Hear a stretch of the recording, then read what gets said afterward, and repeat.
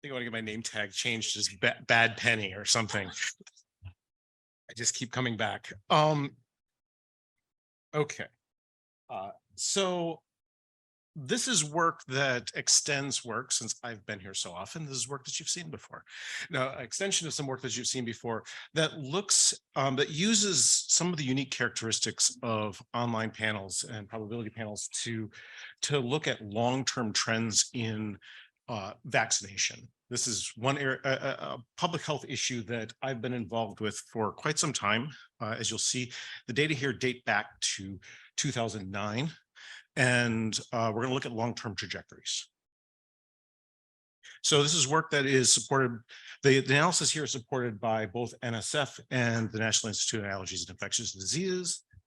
The data, the analyses are also going to draw on some historical data, and those data were collected for a range of different projects with a range of different funders, including NIA and NCI. So I'm going to start with a fairly uncontroversial statement that COVID-19 was unprecedented in its effects on our health and society. It was also unprecedented in the rapid and very public development of new vaccines. Because of this, we wonder how things have changed. We're definitely going into a sort of a new normal now with COVID as an ongoing reality, and COVID vaccination probably as an ongoing reality. How's this changed public health? How's this changed health behaviors? Future COVID-19 vaccines will very likely be delivered alongside with other routine vaccines, particularly influenza vaccine, discussion of doing it in the same visit or even in the same shot. So how will this affect general vaccine hesitancy is a big question on a lot of people's minds right now. So we're going to use an ongoing panel study to investigate emerging and changing behavior considering these long-term trends. We're using the Random American Life panel. We are using longitudinal data. We have influenza vaccination data going back to 2009 up to the present, and COVID-19 vaccination more recently. The combined data set, the analytic data set I'm going to be using here is 1,366 individuals, and we're going to fundamentally address two research questions. First of all, how does COVID-19 vaccination differ across historical influenza vaccination patterns, and how has influenza vaccination changed during the pandemic? So one of the amazing things about panels, and this is a group that I don't need to sell this on, is the ability to link data within individual over long periods of time, and particularly panels that have been existing for a long period of time. It can be quite impressive. In a prior paper published a few years ago, we looked at self-reports of influenza vaccination, just a single question asked multiple times over 6 assessments across 8 different flu seasons. This crossed 4 different projects. As you can imagine, the data sets were overlapping, but not perfectly aligned with each other. Figuring out how to deal with that merge was a major part of what we were doing in that paper. And then trying to figure out, how do we characterize long-term behaviors? One of the truisms in the vaccination literature is that the best predictor of whether you get vaccinated this year is whether you got vaccinated last year. Past behavior predicts future behavior. But almost all of those investigations are year on year. They're not really looking at long-term trends. We considered 2 sets of classification models for individuals. One set of classification models tried to classify individuals based on the probability of getting vaccinated year on year. And another set of models tried to group people according to their probability of repeating their prior year's behavior. Fundamentally different mechanisms. The 2 best fitting models were a 3-group vaccination probability model. This is sort of high, medium, and low, and a 2-group repeat model. Now recognize you can repeat vaccination or you can repeat not vaccination. So there's really 3 groups there as well.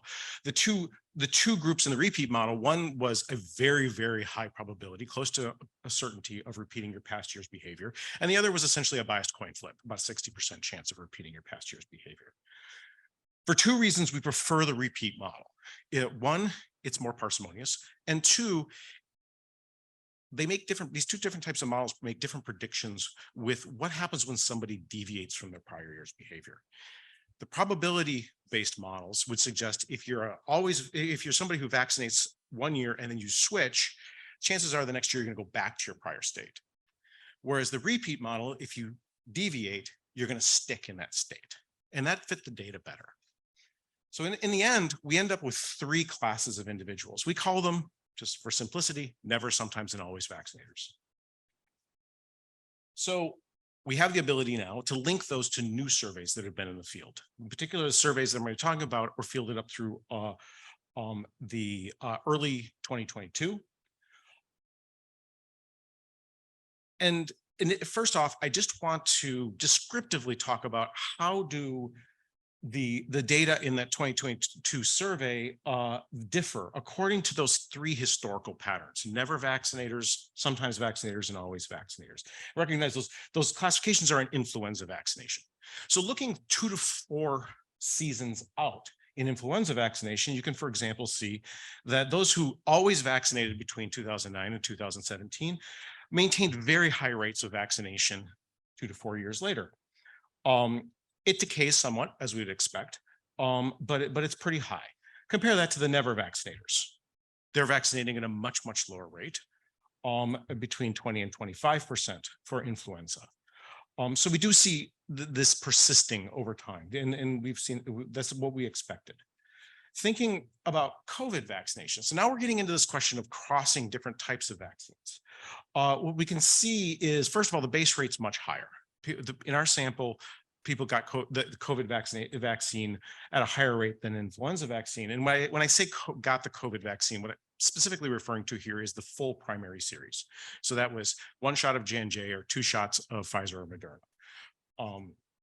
Novavax wasn't on the scene yet at this point. And so what we can see is about a 24-25 percentage point difference between the always vaccinators for influenza and the never vaccinators for influenza in terms of differentiating COVID vaccination in early 2022.